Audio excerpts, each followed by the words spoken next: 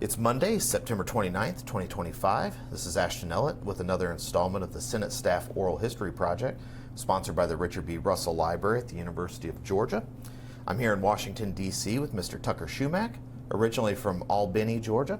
Mr. Shumack earned his bachelor's degree from Hampton-Sydney College, a JD from the University of Richmond, and an LLM from Southern Methodist University.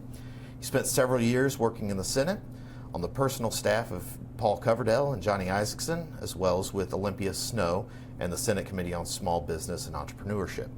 He's currently principal at OGR, Washington, where he lobbies and consults on issues related to government relations, taxation, and trade policy. So Tuck, thank you so much for taking some time out of your morning, fighting the traffic to get here. And thanks, of course, as always, to Randy Knuckles and the good folks at Denton's for putting us up for this interview. Well, thank you for having me for this very worthwhile project. Well, thank you.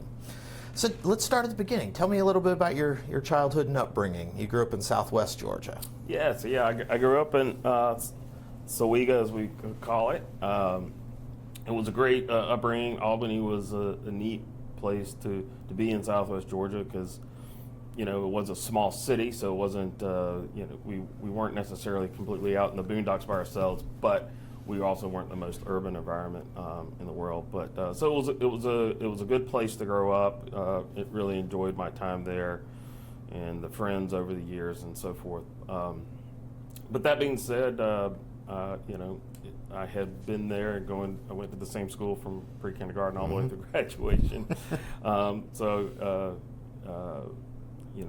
Over the years, I decided I wanted to try something different, and which is also one of the reasons why I ended up going to Hampton-Sydney, as you said. Right. In Virginia, I wanted to try a little something different. Well, tell me, what did your folks do for a living while you growing up in Albany? Yeah, my dad made his living selling life and health insurance, and my mom mostly was a stay-at-home mom. She did a few things over the years. Worked at an antique mall, did a little bit of interior design, but mostly she was a stay-at-home mom, and a great one at that. Now, was your family one of those families that were in politics or interested in politics or very involved? Yeah, no, they weren't all that involved, interestingly enough. They certainly followed it. I wouldn't say that they were of one particular part. They were kind of independents over the years. They supported Jimmy Carter when he ran for president, and they supported Ronald Reagan when he ran for president. And I think they actually more gravitated to one party over the years, more because of me than them. But then Dad did sort of randomly, to this day, we don't understand why and who put his name forward, because he wasn't all that politically active and not in a particular party, but he got asked in 1988 to be the county chairman for the Bush Quayle campaign. A nice, boring campaign to get started with. Yes, and I think the state convention was in Albany that year. At the last time it was there, too. That's right, and which was, as I recall, there was a lot of consternation at that. It's a very diplomatic term. Yes, and so anyway, I had sort of gotten interested in politics because it was the Cold War. Kind of became a political nerd at an early age. About 6th grade, I started watching NBC Nightly News, largely because of the Cold War, and Ronald Reagan was president. It was just a really interesting time. Yeah. And then my dad got asked to do that, and he said, "What the hell? I'll do it." And my dad's the kind of guy who, when he jumps into something, he kind of jumps in with both feet, and I went in with him. And so it was a really neat thing for me I think I was around 16 at that time. And as a teenager who was interested in politics, and I remember Jeb Bush, who I think was Secretary of State of Florida at the time, came through. So whenever any dignitaries would come through Albany and Daugherty County, my dad was kind of the one to pick them up and all like that. So I got to meet a lot of cool people, and he was coming in, and they wanted him to do sort of a drive around tour of Southwest Georgia. So we were the ones driving around, and so while my dad drove, he and I sat in the back of our cool Astro van driving around Southwest Georgia. So that was a really neat thing. And, I remember him giving me advice and things like that about someone who's interested in politics, and so kind of really solidified the political bug. And I knew from that point forward I was going to Washington at some point. Well, you got most of the way there when you went to college. Hampton-Sydney, right outside Farmville, in the Virginia countryside. You said you want to do something a little different, and Hampton City's probably a lot different than Deerfield or anywhere on Southwest Georgia. Why Hampton-Sydney of all places? Yeah, I mean, it is a good question. I mean, I had never heard of it, and then they started sending me some stuff in my sophomore year when my PSAT scores went out. Yep. And I started looking into it, and it was pretty solid in political science. Mm-hmm. They were really big into that. It was an historical school. Yep. It's the 10th oldest college in the nation, founded by James Madison and Patrick Henry. That's right. And then, as you noted, somewhat close to D.C. and Washington. So I went up and I had also come up. I used to show horses, and we came up to Virginia for a horse show, and we spent a little extra time in the state, and I kind of fell in love with the state. And kind of thought about I wanted to find something in Virginia. And so anyway, long story short, went to go tour Hampton-Sydney my junior year in high school and just sort of fell in love with it. At the time, Hampton-Sydney had just this wonderful woman, Anita Garland, who was the director of admissions, who I think a lot of folks from my years would attribute her to the reason why they went to Hampton-Sydney. And my parents said that, they were sitting outside the room when they heard me in the interview, and we were laughing and carrying on, and they could hear us. And when I came out, she was like, "You're coming here, I can tell." But anyway, I fell in love with the school. It's the only school I applied to. Applied early decision, and here I was. Kids, don't listen to Tuck. Don't apply to just one school. It worked out for him. That's right. I was the exception to the rule. So, you get to Hampton-Sydney. Did you have an idea? Were you one of those kids who knew exactly what they wanted to do freshman year, signed up for their major fall of freshman year? Pretty much, yeah. I knew I wanted to do political science. Mm-hmm. So signed up right away. Ended up, and then started taking some economics classes. Decided, well, this is a good thing to do. So I double majored in managerial economics.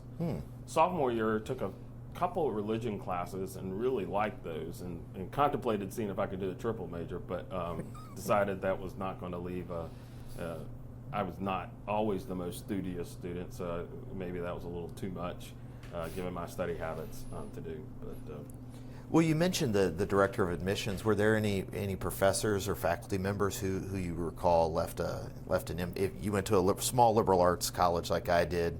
If you're like me, you can name probably several folks. Yeah, I still stay in touch with some of them as well. Right. There's Dr. Marion, who taught political science and in particular constitutional law. I was emailing with him just this past week. And Dr. Eatsby still teaches at the school, and I can stop in and he'll see. There was Professor Pontuso. There was another one, Amos Lee Lane, who was a history professor. So yeah, there were a number of them that were all very. It was a great thing about going to a small school. You kind of really got to know some of your. Tony Carrilli, the economics professor, who's actually still there as well. So you really kind of got to know them really well. Amen to that. So tell me, were you able to get an internship in D.C.? Did you visit D.C. while you were in college? Yeah, so my junior year in college, I went to Dr. Marion, who was my advisor. Said, Dr. Marion, I want to go to D.C. after college. What do I need to do? And he said, well, you should go up and intern up there. He said, is there someone in your Georgia delegation for where you're from who is in the same party as you? And I said, I'm pretty sure there are. I mean, I always voted, usually absentee since I was in Virginia, but let's just say I wasn't focusing as much on Georgia politics at that time while I was in college. It was up to a lot of other things. But So I said I'm fairly sure, and I went back and looked, and sure enough, there was Senator Coverdell who was there. So I sent in an application for him. Really had no, again, I didn't come from a well-to-do family, and I didn't, as I mentioned, not a politically connected family either. So I just kind of randomly sent them my resume and applied for an internship, and was fortunate enough to have gotten one. And so I went up there, and it was just a fantastic experience. Loved it. Got to be close to a number of the staff, in particular Allison Jones, who's still here and still a very good friend of ours. Allison was already on permanent staff, and some of those folks, they were really good when my senior year, when I was applying, helping make sure that I think my resume got up to the top of the stack for Molly Dye for that first little entry-level position and then came up here right after I graduated from college, about a week after graduation. So what's the difference between internship and staff assistant, the sort of entry-level temporary and then entry-level permanent? Yeah, well, I can speak to my experience. Sure. I think to some degree, a lot of offices, in particular in this day, there's maybe not a lot of difference. Internship is just another, you do a paid internship, and that's sort of your entry-level job. But in the Coverdell office, the internship was more of a learning experience. They moved us around. You didn't get to stay in one part. We called them pods. There was an admin pod, and that basically meant you answered phones and worked in the front office. There was the press pod, and so you helped the press team. Usually that was probably faxing back in those days, press releases out, and making copies and stuff. And then there was the ledge pod, also kind of making copies and doing whatever the ledge team needed. And then there was the mail room. Throwing the mail. Yes, going through the mail, doing the auto sign for hours and no end. But that was also sort of the most fun one, because in his office, that office was down one floor below, and so we were kind of out of sight, out of mind, and we had a lot of fun down there. Well, how much interaction would you have had with the senator in those early days, or were you primarily responding to and reporting to Molly or Alex or? Yeah. When I became on as a permanent staff or as my intern, and my permanent staff. I'm sure you got a photograph as an intern. With yes, you got your time in there, grip and grin, which was interesting because I was late to work that day, and walked in, and they had you got to sit down with him and talk to him and then get your picture taken with him, and I showed up late as an intern to that meeting, and Allison Jones, bless her heart, rushed me in there.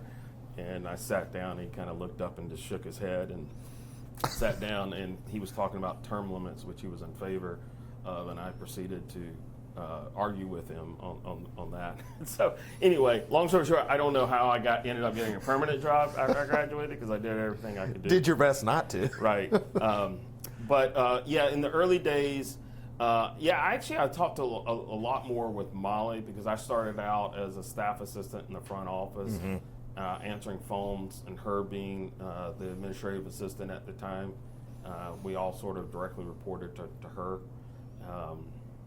Spent a lot of time, but I was only in that position for about 2 or 3 months before I became the assistant scheduler.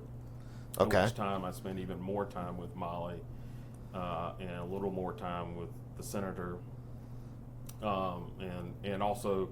But then that also expanded out. I spent a lot more time with the state team, Shirley Pachalski and Sherry Fallon, and some of the folks down there.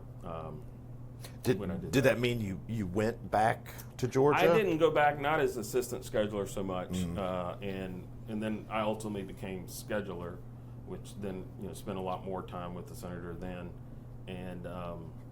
But while I handled all the Georgia and DC scheduling, I didn't go back as much.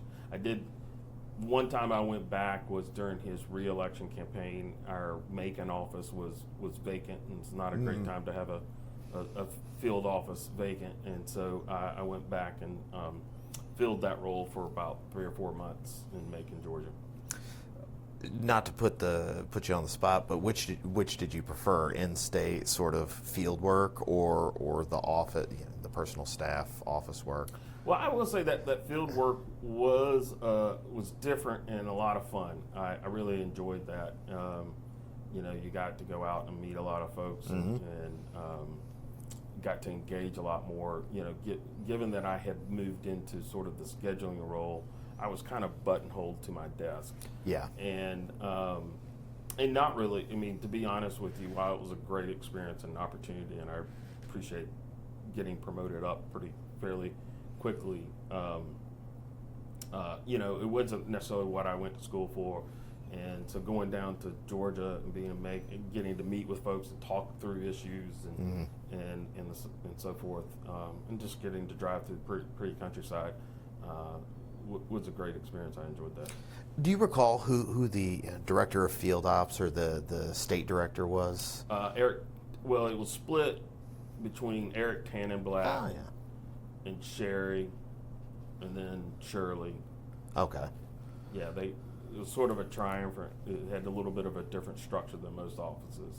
So you weren't down there for a long time, as you said, but was this one of those things? Was this a weekly report kind of office, or what? How would you sort of correspond with the state director in Atlanta, and then up to the senator in Washington? Yeah, that's a good question. I don't recall having to do regular.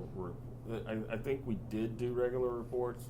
But again, like you said, it was always known that it was a temporary assignment for me, so I didn't get as enmeshed into all that as others probably. So this would have been 98 with the re-elect. I guess it was Michael Coles was the that's right, the cookie magnate. And so you headed back up to Washington, but yeah, I think by 99 you were already.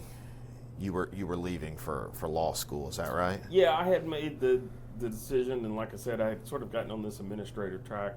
Yeah. And I decided I wanted to do something different and do a little something different. So yeah, I had decided, and the senator was gracious enough to write me a recommendation, which I'm not sure I would have gotten into a school as good as Richmond without it. And so yeah, I decided to go back to take a leave of absence from Washington for about 4 years.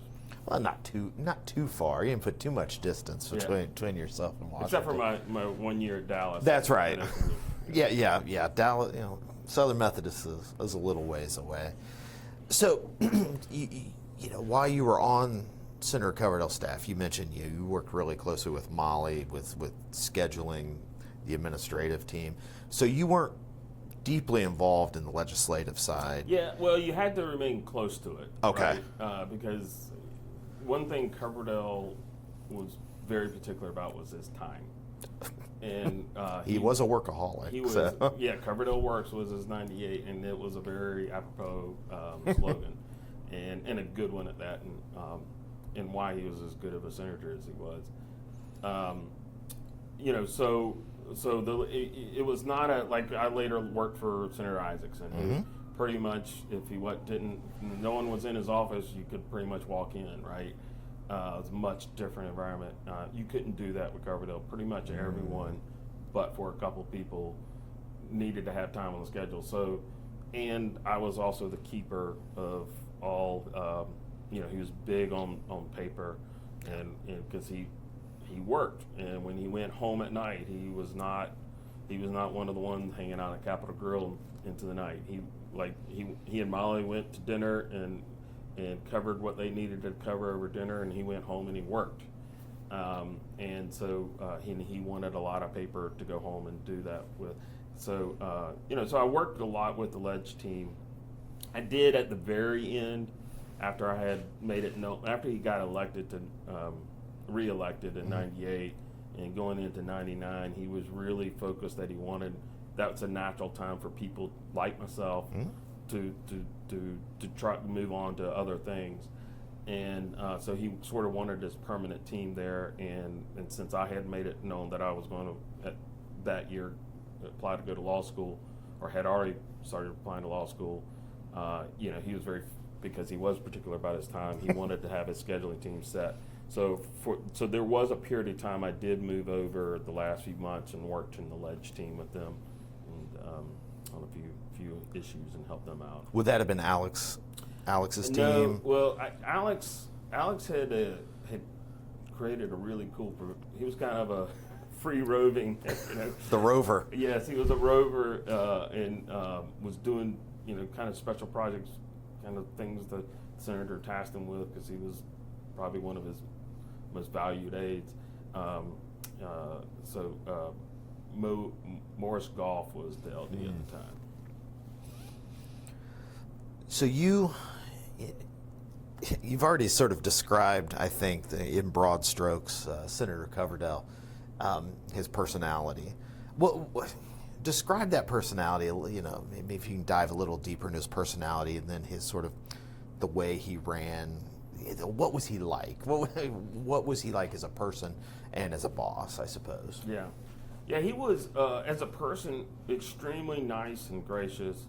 And like I said, he was a very serious person, and I can have sort of a dry sense of humor, so I think sometimes it took him a little while to realize I was joking, and I would say things and he'd kind of look at me and then start laughing a few seconds later. Was a very nice person. But he was when he was in Washington, it was all about work. Some members are more personable than others, but and this is not a negative thing. That just wasn't. That took time away from work, and he felt like the people of Georgia elected him for a very important position. So when he was up here and they were paying for him to be up here, he dedicated all of his time to it. So he was very work focused. He was a demanding boss. He took the job very seriously and wanted all of us to do so as well. There were some things that kind of rubbed some people the wrong way. I kind of actually agreed with him, even at the time, if it was kind of made me grimace. That we had no dress down days, even on holidays and so forth, and recesses. But you know what? In retrospect, he was right about that. Georgians come up to Washington and they walk into the Senate office. They're not expecting a bunch of young folks in jeans or shorts. So be respectful to the place and the job that you have. So sounds like he definitely set the tone for the office, and I'm sure that was communicated through the different folks that led those pods, as you mentioned. But did you ever see him relax? No. No. No, he was every moment was when I was in the car, whatnot. He was always thinking, always working, either on the phone or looking at his papers, or you could just see in his face that he was like in deep thought. That was just the way he was.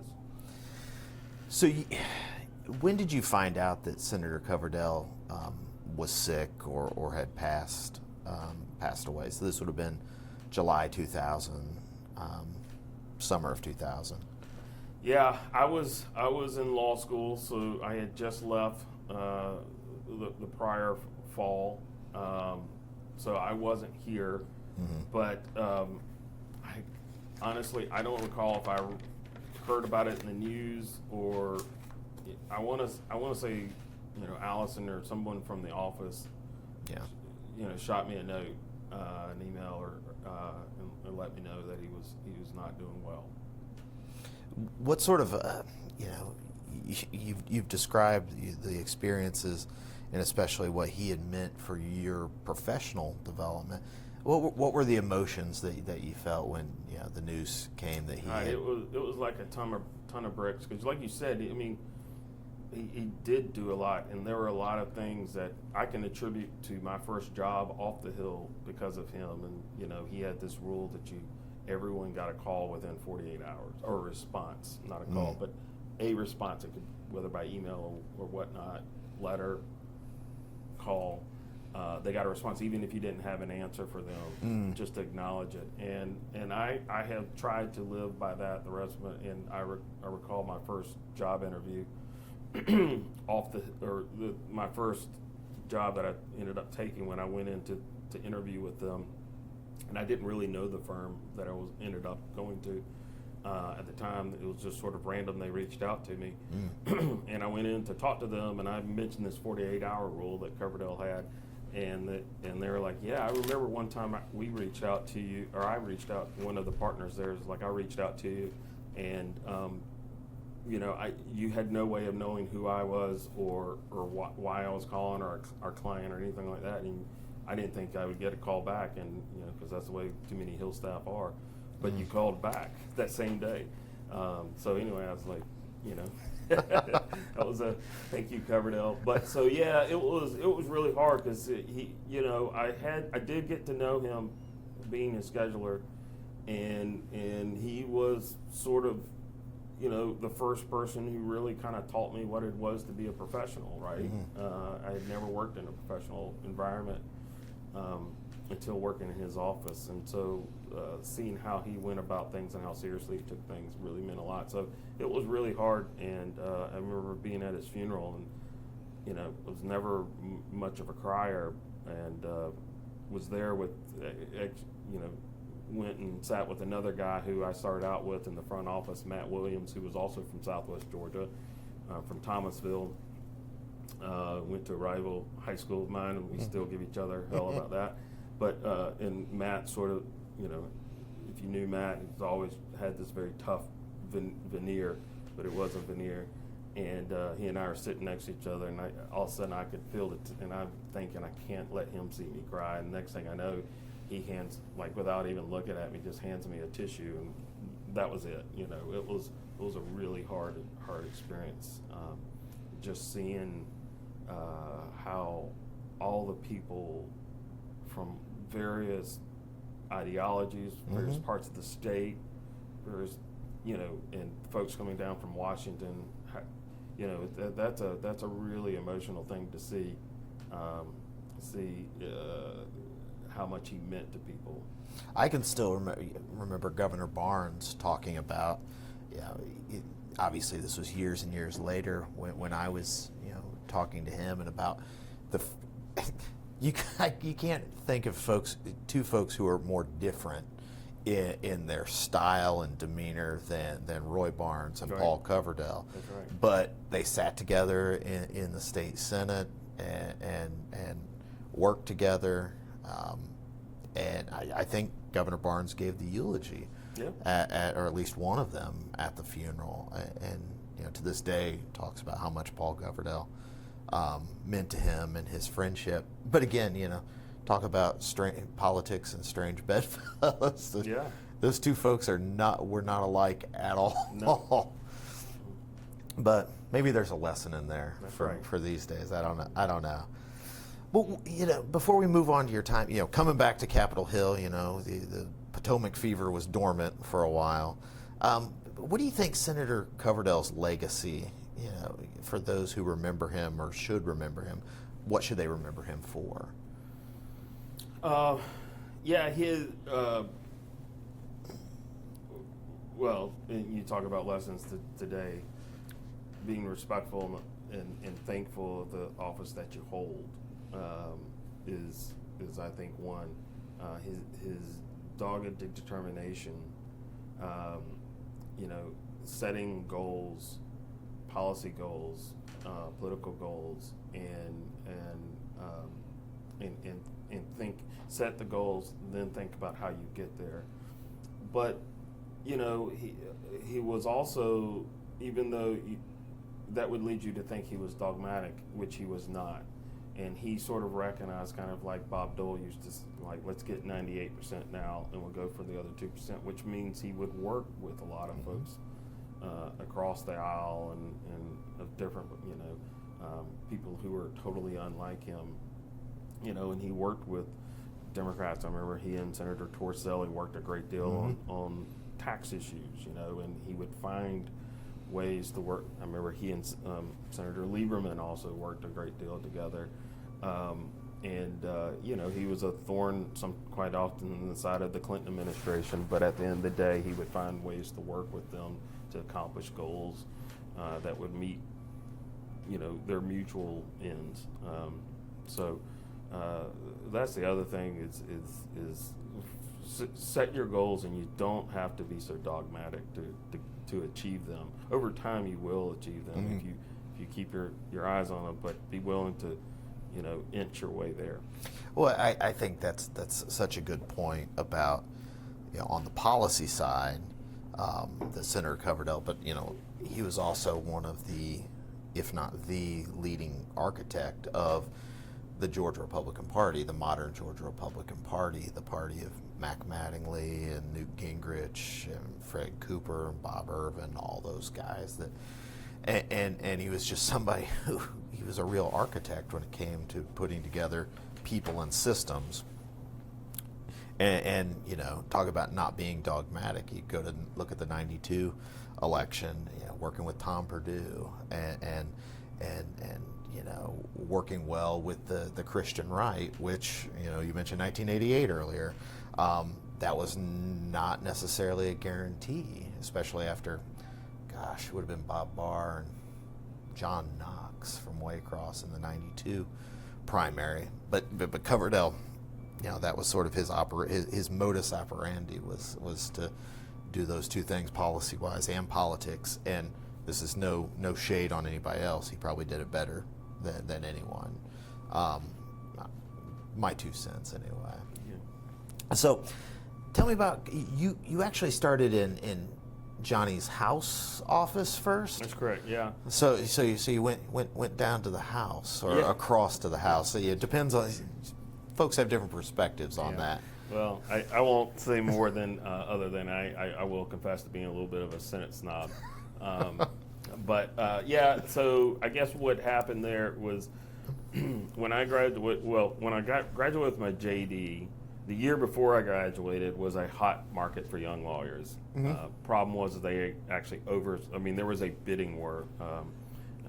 I remember the Georgia Bar Association magazine used to put out a monthly with the big firms and their starting salaries, and one big firm would up theirs, and then the next month the next one. And so it was a great time to have graduated the year before.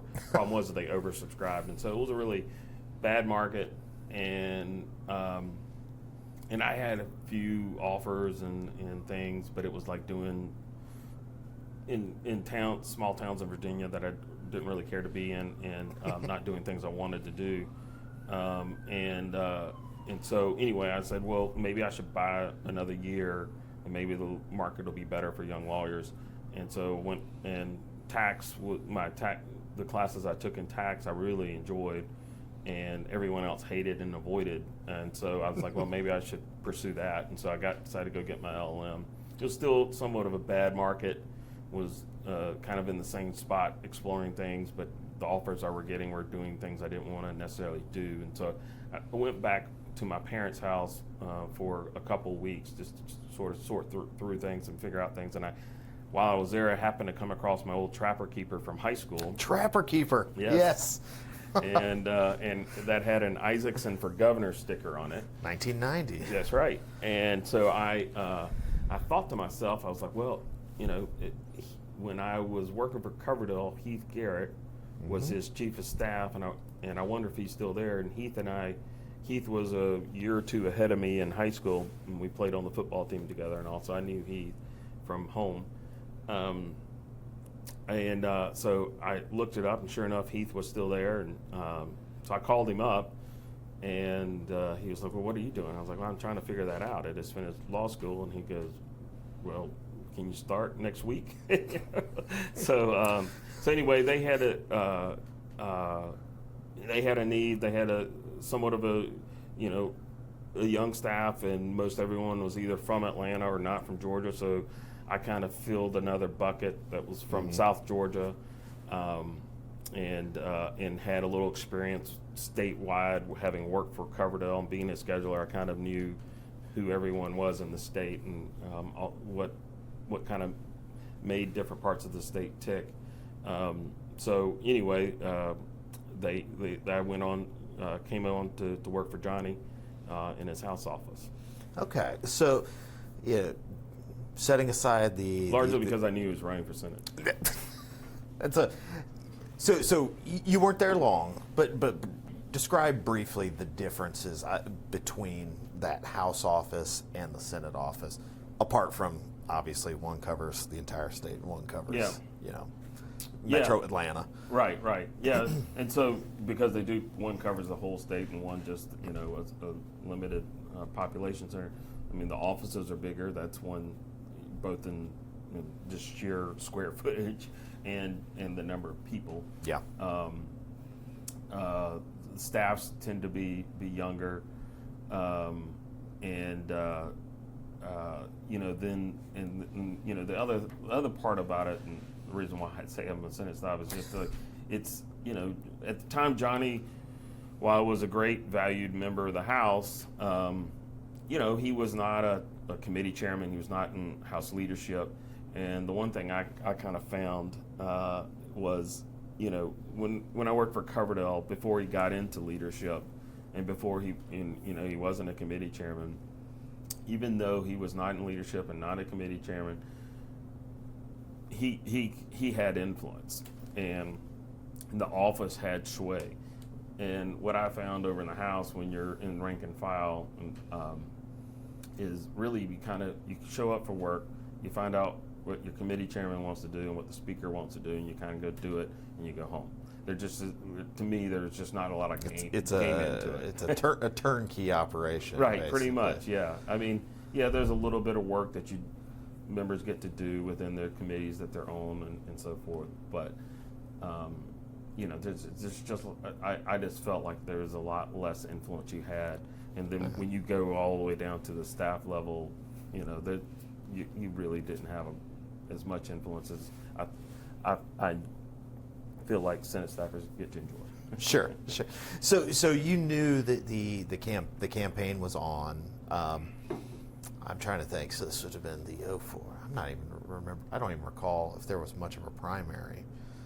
Yeah, there was. I'm sure there was. There was he ended up winning pretty healthily. Yeah. He started out Mac. Why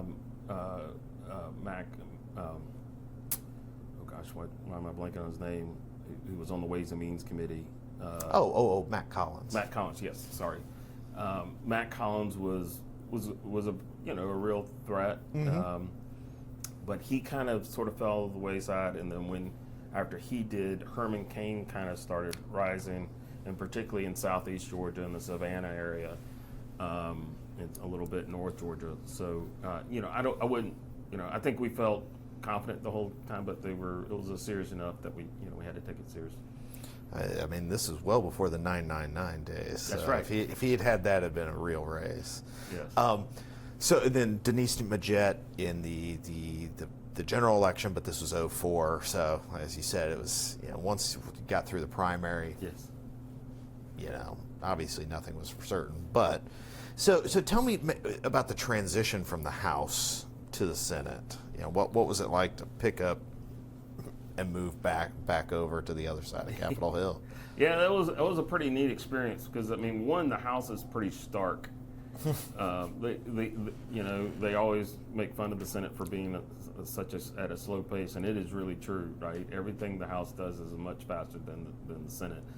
And basically the day after the election, you're out of your office, and it's pretty sad, especially we were happy because we knew we were going to the Senate, but the House basically moves you down into this one big room, and you get the whole office gets one desk, and so if you're one of those who got beat or retired, and your member is still a member, and there's quite often work to be done in lame duck Congress, and everybody's working including the member out of this one desk.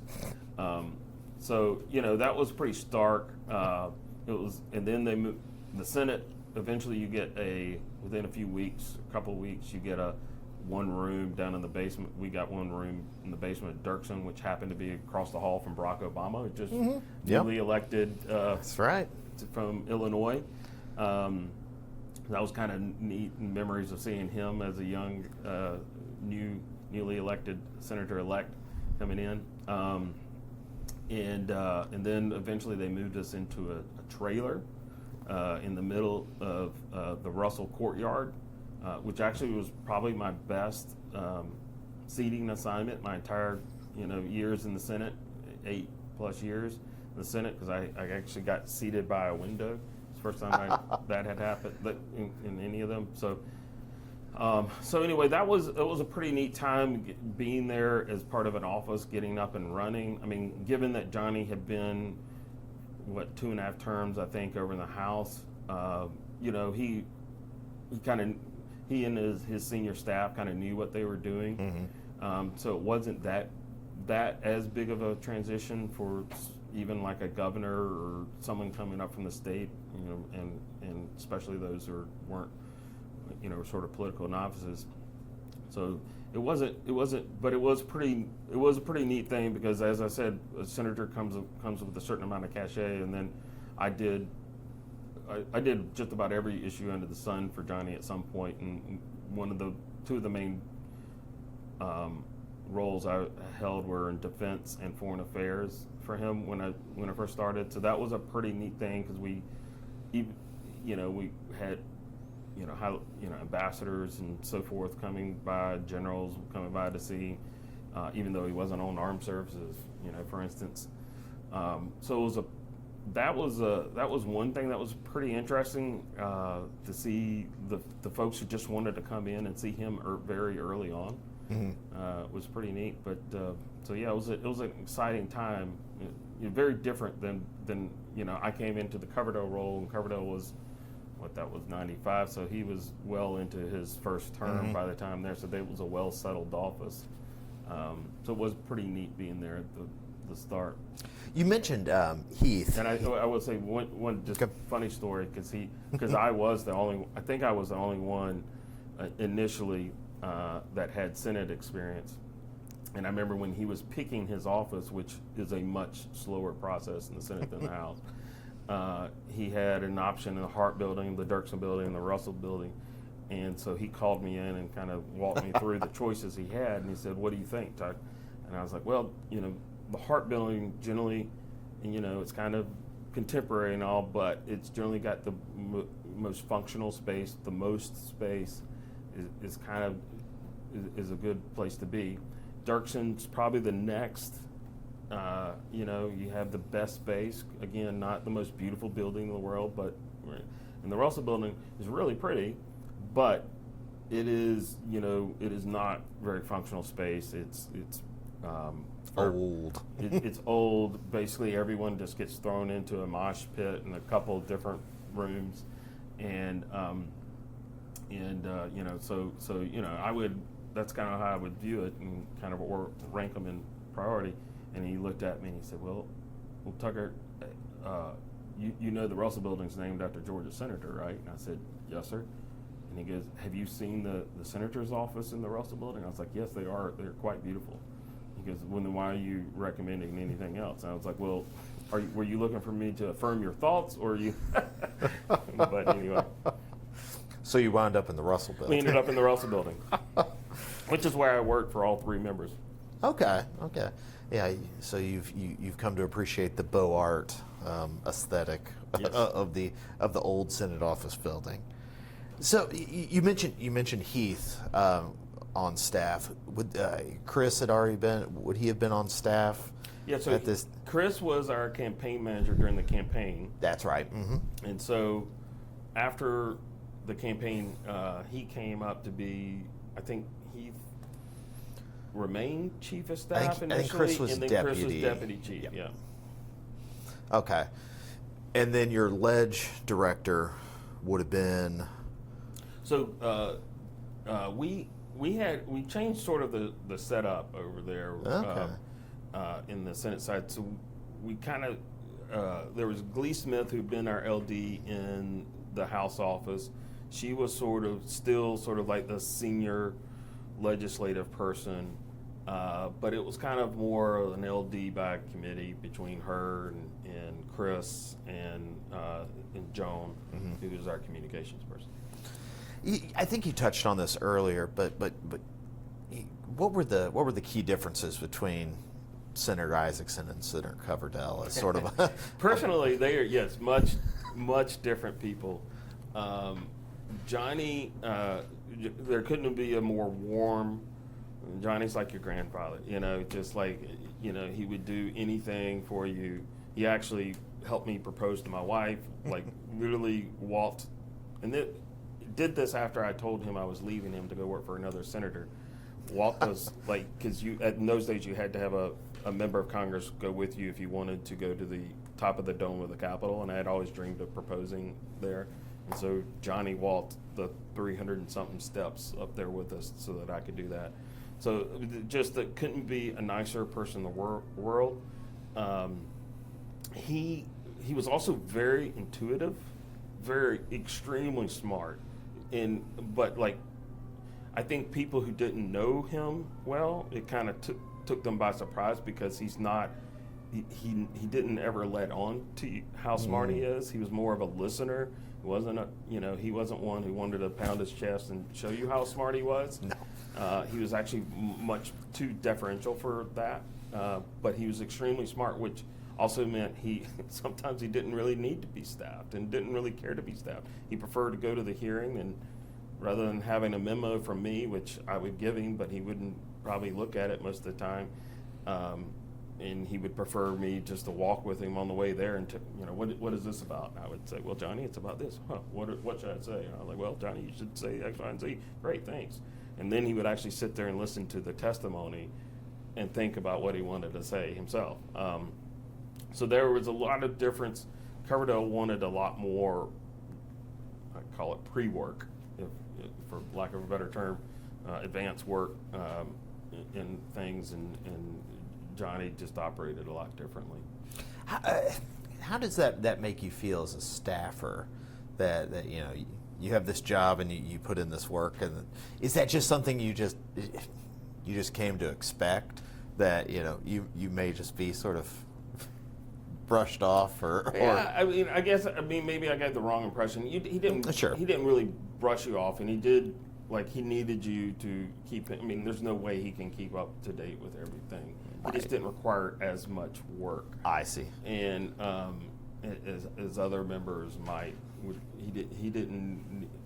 A lot of the stuff he already understood just from his business days and so forth. But so he did require work. And he was just it was a lot, and he also had a photographic memory, and so there just was he needed a lot less back and forth. I recall one time during the campaign, and I handled ag issues, and we did an ag town hall down in Tifton, Georgia, and Matt Collins was going to be there, so we really, in the tobacco buyout, which was a big deal at the time, and a very complicated thing, especially for if you weren't in that world already, right. which he wasn't, and I frankly wasn't, but I got him enmeshed in that, and he wanted to jump in because he wanted to show them that he's not just a big city Atlanta person, that he cares about all of Georgia and recognize that agriculture was the #1 industry of the state. And I wrote probably a 45-page memo for him, and he picked me up. And this was the other thing about him: he didn't like to be driven. He didn't like to be staffed. He picked me up at my hotel in Atlanta in his pickup truck, and drove down there. And I got in the car and I said, "Well, Johnny, how was the memo? Did you get everything you needed?" And he said, "Well, I hadn't read it yet." I was like, "Well, Johnny, they're going to ask a lot of questions." He's like, "Oh, I'm going to read it." And he goes, "I'm going to, about an hour out, I'm going to pull over. You're going to finish the drive, and I'll read it." And I couldn't believe it. I was like, "Man, there's a lot there, Johnny." And so anyway, and he did exactly that. He got there, gave the most succinct 3-minute speech, and then took questions that were detailed and fact-oriented, all of which were in my memo. I couldn't believe someone could sit there, have read it just 45 minutes before, and had memorized all that. And so that was just the way he was. So I guess it just required a lot less work. Not that he didn't need work from staff. So yeah, it was a much more personable way of work. He'd rather talk to you than have you write a memo. He'd rather you come in and walk him through something than write a memo. Now, probably more importantly, did you ever get a casual Friday when you were in Johnny's office? Johnny was much more open to that. Yeah. And I noticed something. You, as have I, but refer to the senator as Johnny. Did you ever refer to Senator Coverdell as Paul? I did not. There were certainly those who did, who were more senior and probably more close with him. I don't know that he would have reacted poorly to it if you had, but Johnny actually, my first day of work when I called him Senator, he told me to call him Johnny, and he expected everyone to call him Johnny. And so that was the way he wanted it, and so that's the way he got it. So you mentioned sort of walking and briefing for committee hearings and things like that. How much interaction did you have with his committee staffs while you were in the personal office? Well, Johnny, so when I worked for him, and funny enough, only worked for him for about 9 months in the Senate. Oh, wow. And so he had not become a chair or ranking of anything at that point. So he didn't have committee staff. He chaired what? Ethics and VA were his. Ethics and VA. And I think he had a subcommittee chairmanship that helped. Oh, we did have one subcommittee staffer, Ed Eggy, over at the Health Subcommittee that he was a chair of. Well, thankfully, who doesn't love chairing the ethics committee? That's right. He dodged a bullet on that one. Yes. So only 9 months. So what sort of precipitated that change? You've alluded to it of stepping away from Senator Isaac's office and then working for Senator Olympia Snowe. Yeah, that was, and it was a tough thing to do because but by that time I had been working for about 7 years on the Hill, all total, not counting my 4-year break for school. Mm-hmm. And Johnny was such a great boss and such a nice boss. No one was leaving. No one at the top was leaving. And I had gone heavily in debt for this tax degree. And while I handled tax for him, he was not on the Senate Finance Committee at the time. And so I was looking for more of an opportunity to pursue tax issues. I was spending more of my time on a number of other issues that I handled for him. Mm-hmm. And so it was kind of funny. Whenever, a lot of times when members of Congress introduce a bill, they'll send out what's called a Dear Colleague that kind of describes the bill and asks for members to sign on as co-sponsors. And so being a tax nerd as I was, whenever I would get a Dear Colleague about a tax bill, more than probably most LAs, and particularly off-committee LAs, I would look at every single Dear Colleague that had to do with the tax bill. And there was one that had to do with like a really geeky tax accounting provision. And probably not even on committee staffers looked at, and most people probably just threw it away immediately. And I looked at it, I thought it was a great idea, got Johnny to agree to co-sponsor it, called up what became my predecessor and for Senator Snowe, and asked for him to add Johnny's name to it, and he actually expressed surprise that anyone called him on it, and I walked him through this, and that I had gotten this tax degree, so I'm kind of looking, and he goes, oh, interesting. And I asked him at that time, I said, hey, I would love to work for a finance committee member like you. Can we have coffee and talk about how you got to where you are? And he said, oh yeah, I would happy to do that. Anyway, never did that. About 6 months later, he emails me out of the blue and says, I'm leaving, do you want my job? I said, yes. And so anyway, I go over an interview and get an offer. And so while I hated to leave Johnny and owe a lot to Johnny, including my marriage, and couldn't have, he just will always be such a mentor to me and like a second father figure to me. I can't say enough good things about him. I felt like for what I wanted to do, no one at the top was leaving, so I wasn't going to progress. I didn't think at the time, and I wanted to pursue this tax angle, and Senator Snowe at the time was the number 2 most senior member of the Senate Finance Committee. being a moderate from New England, and the margins were very narrow at that time. A tax bill did not get out of the Finance Committee without her support, and for the most part, didn't get out of the Senate without her support. And so it was a really unique opportunity to go from doing very little tax work to being right in the middle of every major tax bill that we go through. So it was an exciting opportunity, and so I did it. I remember going to tell Chris and Joan about it, and they said, "Well, you need to go tell Johnny." I said, "Please don't make me do that." And I walked in and kind of walked him through all these reasons why, and even though I hated leaving him, this is why I think it's good for my career and why I feel like I need to do this for my career. And he just was kind of apoplectic and not understanding. And in my head, I'm like, why is he not getting this? This makes all the sense in the world. And finally, Johnny, as nice as he was, he had these moments of just being painfully honest. And he looked at me and said, "Tucker, you know she's tough, don't you?" And at that point, I said, I knew why he wasn't getting it, because he knows he's the nicest boss in the world. And everyone you cannot not love working for Johnny. And I did. I loved every second I worked for him. So that was when I knew that he didn't get it. But it was the right career move for me, ultimately, where I wanted to go. Was it something of a culture shock going from Johnny, who's a conservative Republican from Georgia, to a moderate liberal Republican from Maine? Yeah. What was that like? How steep was the learning curve for you? Yeah, it was actually probably the steeper learning curve was just the office environment. She was much more in the Coverdale mode than Johnny, so I had to redirect, and actually it was like Coverdale on steroids. Wow. She was a wow. Whereas Coverdale wanted a lot of memos, he wanted one-page memos. She had a weight test, and she wanted something heavy, and wanted a lot of it. And she was in the middle of everything, and so which required a lot of work. But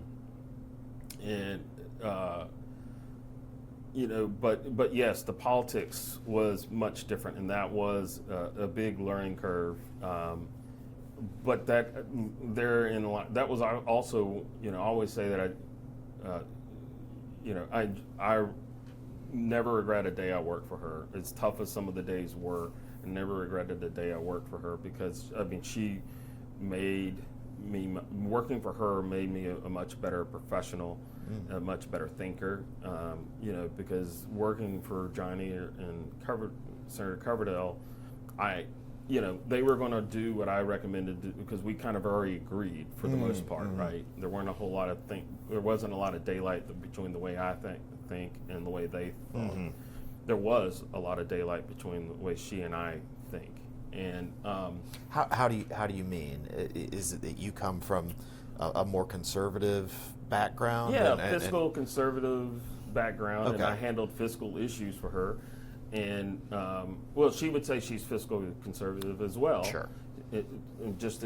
She focused on different aspects of it. So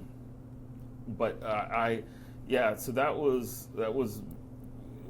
She was a New England Republican, and of the old variety of New England Republican, and a lot of people thought, well, she might switch parties. And I asked her one time, and she said, no, I was a Republican before a lot of these other people, and the party has changed. They've changed. She's a Margaret Chase Smith yes. Republican. So it did, going in to talk to her, if I was trying to push her a little further from the right where she would probably not be naturally inclined to go, it was not reflexive. Like I said, I couldn't go in, like Johnny and Coverdale were probably going to do what I suggested to do anyway. It was not a given any time I walked in to talk to her about anything that she was going to agree with me. To her credit, she actually, I always felt like she appreciated having some, because she had a much more left-leaning staff than Senator Coverdale and Johnny both. And some of them, I'm a little surprised they even would work for a moderate Republican. But she kind of appreciated having someone like me in the office like it was like keeping her honest. Like she recognized she was a Republican, and and so like I kept her. I tried to help keep her from, like, I remember one time speaking when she was a tough boss, and a lot of folks, but she was very if you knew what you're talking about and you were firm but respectful, she appreciated that. If you were not, if you were meek and mild, she would roll right over you. And so a lot of people didn't understand that and were mistakenly afraid of her and telling her what they thought. And one time she and I was trying to, talk to her about a certain policy issue that was coming up, and she was drifting pretty far to the left. And at some point, and there was a lot of staff in the room, or chief of staff was in the room, and at some point I looked at her and said, Senator, can we just be to the right of the Democrats? And everyone else in the room just was like, I can't believe you just said that. And the chief of staff just turned white as a ghost. And she stopped and she said, you're right, Tucker, you're right. So she appreciated that give and pull. And if she wasn't just telling me no, I could tell she saw my viewpoint, and she kind of was leaning that way. I just needed to earn it and explain to her how she goes back to Maine rather than Georgia, and explains that vote. And if I could do that, she was willing to listen to you. And but I also had to be respectful that she did come from Maine, and she was of oftentimes a different viewpoint than me. And I had to be a lawyer at times and realize that I'm representing my client, not myself. And so at the same token, I would never push her in a direction where I thought portrayed her own personal beliefs and portrayed where I would recommend she would be as a senator of Maine. Augusta, Maine is a little different than Augusta, Georgia. Very different, and not as good at golf. Yeah, took the words right out of my mouth. So what were some of those? I'm thinking the mid 2000s. There was a raft of tax policy legislation that was written and passed during the waning days of the Republican majority, but also in the early days of the Democratic majority, with Senator, I guess, Reed would have been the leader. What were some of those pieces of legislation that you worked on and helped shape? Yeah. Well, the first one was when I first started, and this was when I got just hit in the face with the culture shock you were talking about earlier. I probably should have brought this up because this is probably the best example. The first one was the capital. There were the Bush tax cuts, the majority of which. So I started working for her. What was that? The fall of '05, and the Bush tax cuts were largely expiring at 2010, but the capital gains rates were expiring earlier in 2008, and I believe the estate tax as well. And some of the Republicans, and largely led by Senator Kyle at the time, who was the biggest proponent of the lower rates on capital gains, were looking to extend those earlier, just because capital gains is much more sensitive, right, to economics and certainty. Especially the senator from Arizona. That's right. Lots of retirees. Lots of retirees there. And so he was very anxious to move forward with extending those rates rather than doing what Congress typically does. It just waits to the year or even the year past when things expire. He wanted to do those in advance, and that would promote more economic growth in the markets, with capital gains. So I was in the job for about a month, and the staff director of the Small Business Committee came to me and said, "Hey, Tuck, the Finance Committee is going to move to mark up the capital gains rates, and she's going to probably block them. So you're going to lead that effort." And I was like, "What? Blocking lower rates on capital gains? How do we do this?" So that was a very contentious time, and indeed they did try to move. They were moving forward with the markup. And I mean, there was like a 2-week period where I was working till 2 and 3 in the morning and going home, sleeping for like 3 hours and coming back to work and to start all over again, and through the weekends. And it was, I'd never worked so hard in my life. And trying to, and I for a while there, I thought I had a deal crafted to get her to get along with it. But you have to. She was not opposed to lower rates on capital gains, and that's what people didn't understand. It was somewhat the timing again of her representing Maine, and here it was the fall. Winter is approaching. We're expecting a cold winter, as they always have in Maine.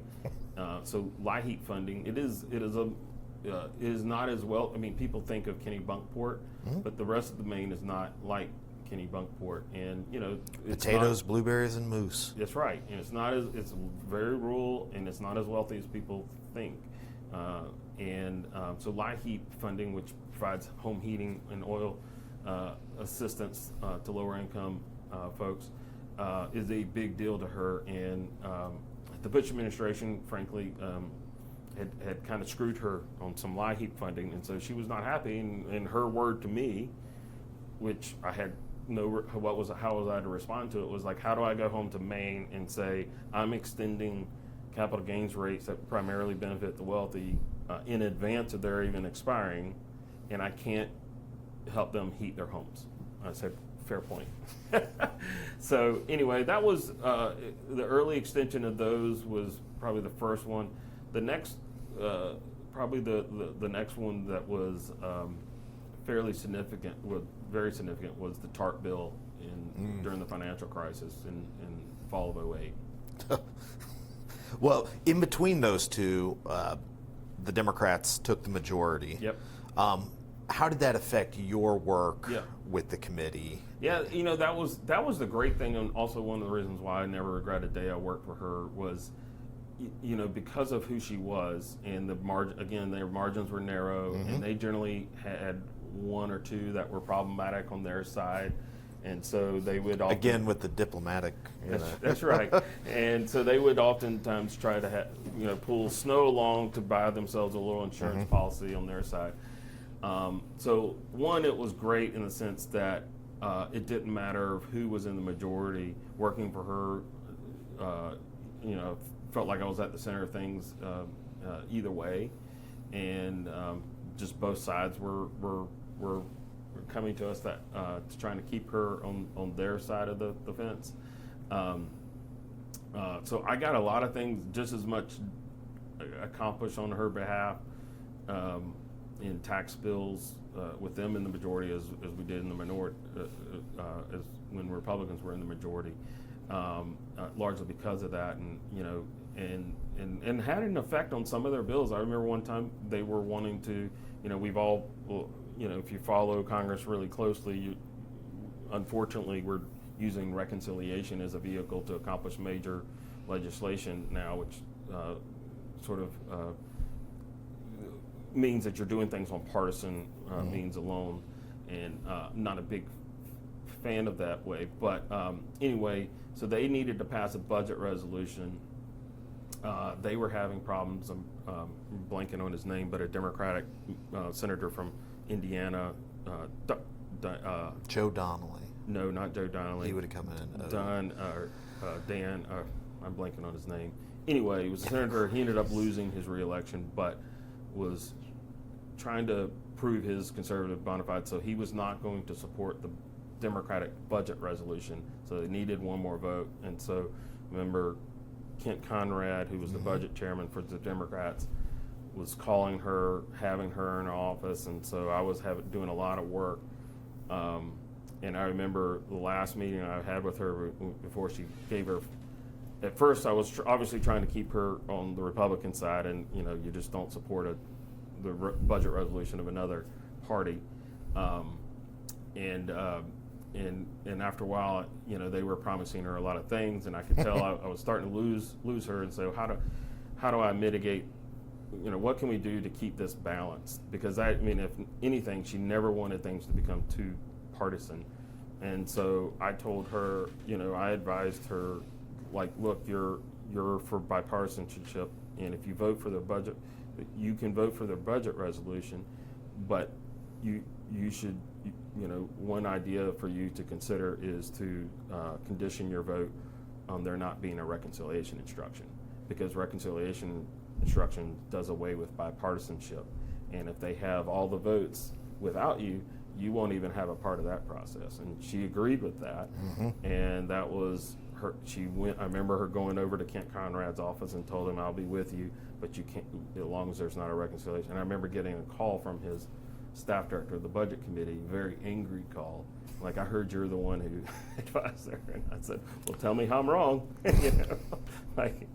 We don't work for you. I work for I work for Senator Snow. But so anyway, so yeah, there were a number of tax bills in the minority, and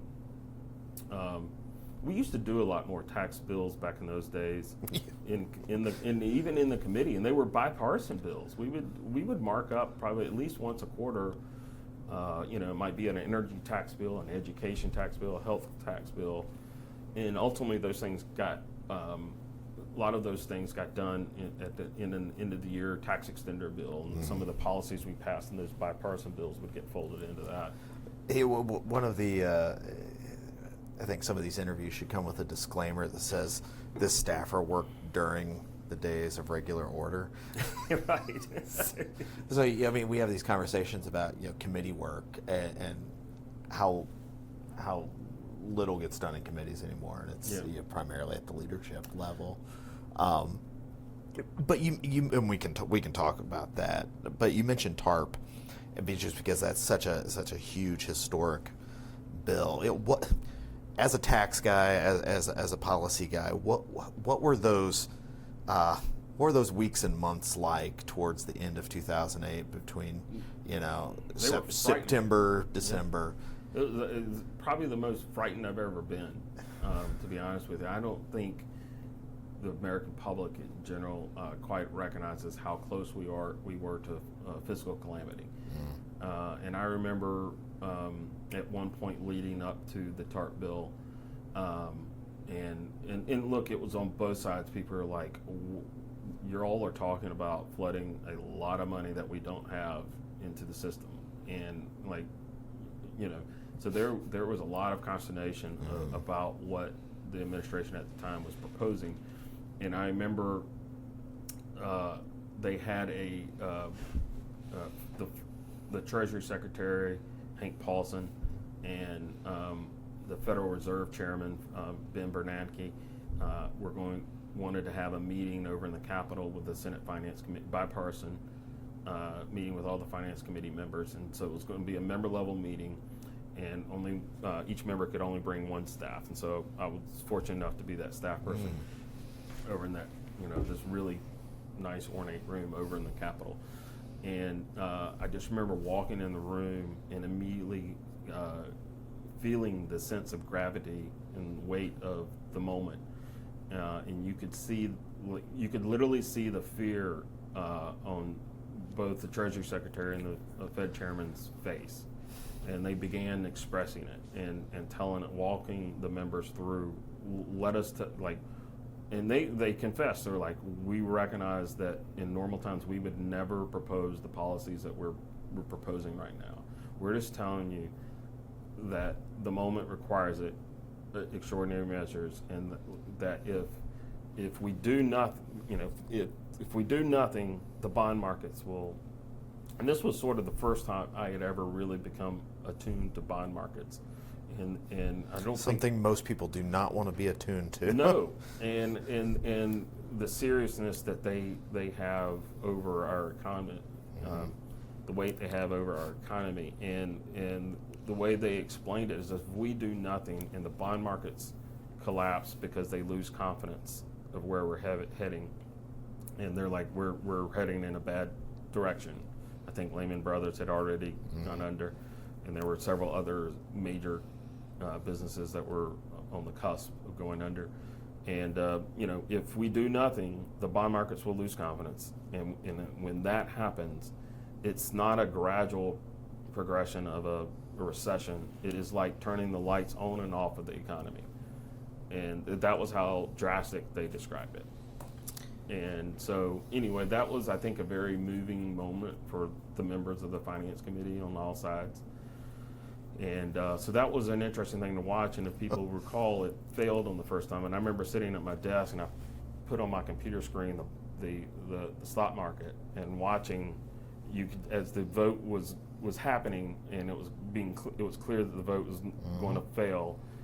You could just see the market just go down and down and down, and I think it fell around 800 or 900 points. I remember exactly in about 20 minutes. I remember my one of my grad school colleagues. He had a BlackBerry at the time.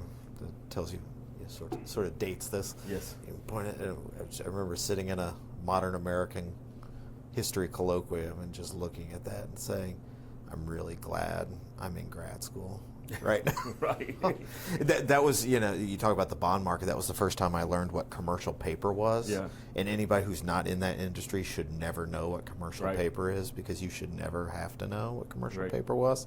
But tell me, you saw it fail in the House. The House turned it down, and I think Hank Paulson had to go, hat in hand to Speaker Pelosi, and beg almost. Right. What was that dynamic like with you, and you're in the office with your member, saying, "Look, this is."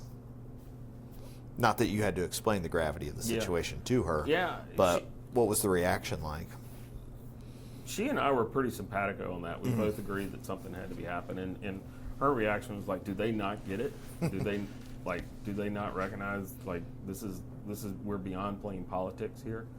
And yes, it's the other administration that they don't agree with that's proposing this, but we're all going to be hurt by this, and so it was. She was as equally frustrated as I was. It's the "we're all Keynesians now" moment. Right. That's correct. Well, obviously, I'm not necessarily proud of that moment. Well, desperate times, as they say. So obviously, you, me, the country, we made it out of the Great Recession slowly but surely. But you started plotting your exit from the Senate. When did that happen? Was that sort of before President Obama was elected, or what was the timing on that? No, well, Obama. Well, let's see here. Obama had just gotten elected. It had nothing to do. Well, it had nothing to do with that. It had more to do with I had been on the Hill for nearly 10 years. I didn't come from a lot of or any family resources. I went to college on Pell Grants, and I had a ton of $200,000 of student loan debt, and I was a fiscal nightmare myself. And I was newly married to a CPA who had zero debt, and who's younger than me, and her question was always, you're older than me, you have 2 advanced degrees, I'm making more than you with no debt. What's wrong with this picture? And I was like, I get it. And I had done my thing on Capitol Hill, and it, I had been in the middle of things, and it was starting to lose its cool, so to speak. Yeah. And so I knew we had been married 2 years before that. We were going to be starting a family, having grown up, without a lot of resources. Always wondered, that was always a priority of mine, providing for my family, and making sure they were economically secure. So I knew it was time, and so I had actually started probably at the end of 2007, kind of quietly start networking and putting feelers out there and letting people know that I'm kind of doing that. And I interviewed with a lot of folks and turned down a good number of jobs and got turned down by a lot of jobs. But just kind of, it was good since I saw this coming in advance and I started early and I was in no rush. I wanted to be the right one. So I had been working pretty long for it. And then I do remember after that election in 2008 and being a Republican, so we had just had my son in August, and my wife had worked out an extra long maternity leave, and so to do that after a couple of months, she had to go back into the office 1 or 2 days a week, and so I spread my paternity leave, and so over a period of time and just did single days over a period of time, and I would stay home with our son. So anyway, the day after the election, I had taken one of those days, and I remember taking him out for a stroll. It was a nice fall morning, and and being depressed and being like, well, now I'll never find a job because the election was just a travesty for Republicans. And out of the blue, the founding partner at the firm I ended up going to called me out of the blue and said, hey, you don't know us, but your name was given to us and we want to offer you a job. And so we want to talk to you. They didn't offer me a job on the phone. We'd love to talk to you. Can you come in this afternoon? And I said, absolutely. I hung up, called my wife, said, babe, you're going to have to come home early. I got a job interview. And so anyway, I went in to interview with them. They had really kind of made the decision to hire me. This was, when I told you about the Coverdell 48-hour rule. And it was more an opportunity for me to interview them. It worked out. It was a great first stop off the hill for me. But so that was early November. My boss, Senator Snow, she was not prepared for that. So, and I did want to be able to talk to her office, and so I sort of reluctantly agreed to stay on through the end of the year, to get her through the end of the year. So I did that. So I left at the end of 2008. So tell me, what sort of issues have you worked on since, or I'm sure you've worked on any number of issues, but what's the area that you work primarily in? Is it still taxation? Tax primarily, yeah. And you represent everything from individuals, corporations, trade associations, all that good stuff? Yeah. I mean, everyone at some point has a tax issue in this town, it seems. And so I represent a pretty broad swath of our, clientele. We have, 70, 80 clients. And, I work with a good number of them because a good, it could be an energy tax issue, it could be a health tax issue, it could be your standard variety corporate tax issue, an international tax issue. So a wide variety of our clients, regardless of industry, have tax issues that come up, and particularly, we have had the One Beautiful Bill Act that passed just earlier this year. Was a major tax bill. We had the Inflation Reduction Act under Democratic control, was a major tax bill. Before that, we had the Tax Cuts and Jobs Act, was a major tax bill, and so there was a big need among a lot of our clients to work on various tax issues in each one of those bills, and there's been smaller tax bills in between. One thing I like to ask as we wrap up is what advice you give to people who are now in a situation you were in as an undergrad or as a law school student who are thinking about working on the Hill or seeking entry into government service. Yeah. One, it's a wonderful thing. I mean, in my college, Hampton-Sydney has it's called the Wilson Center for Leadership in the Public Interest that I've been long involved in and on the board of advisors of, and it promotes public service. And so they send a lot of students up to talk to me, and I tell them all the same thing. Like, even if you're not sure you want to come to Washington just for a couple of years, You'll start out doing crap jobs just like I did, answering phones, things you didn't go to college for. But it's a work hard, play hard atmosphere, and you'll be amazingly. Even when you're answering phones or opening mail, you're in the middle of a lot of cool things, and you'll be amazingly surprised. It is a very transient place. There's a lot of churn and movement here in Washington, and you'll be amazingly surprised at how quickly you will progress in your career, and how soon, at a very young, inexperienced age, you'll be advising some congressman or senator or cabinet member if you go into an administration, and you'll pinch yourself at some point and be like, why is this person listening to me? But they are. And people like me now are going in and talking to these young folks, and so it is a really neat thing, and you know what, if DC and politics turns out not to be your thing, it will never hurt you. It always will look good on your resume. It's always going to be something in an interview situation people are going to stop and say, tell me about this. It's going to be interesting. I think it helped me get into law school, to be quite honest with you. didn't have bad grades and I didn't have a bad LSAT, but I didn't knock it out of the park either. And so I think that just having that on my resume gave me some brownie points to do that. So anyway, it is a very much, I think, a rewarding thing to do. I think a lot of people end up coming up here because they don't know what else they do, and their mommy, maybe their mother or father knew somebody who knew somebody, and they said they could get you a job, and they come up here and they don't know why they're here, and they end up loving it and they stay. And that's why if you come up here, there's like, there's people from Georgia all over the place up here. There's people like whoever you want to hang out with, you can hang out with up here and feel like you're back home. So anyway, it's very rewarding, and at the worst, it will always benefit you. I think that is you should take that on the road to every Washington semester program.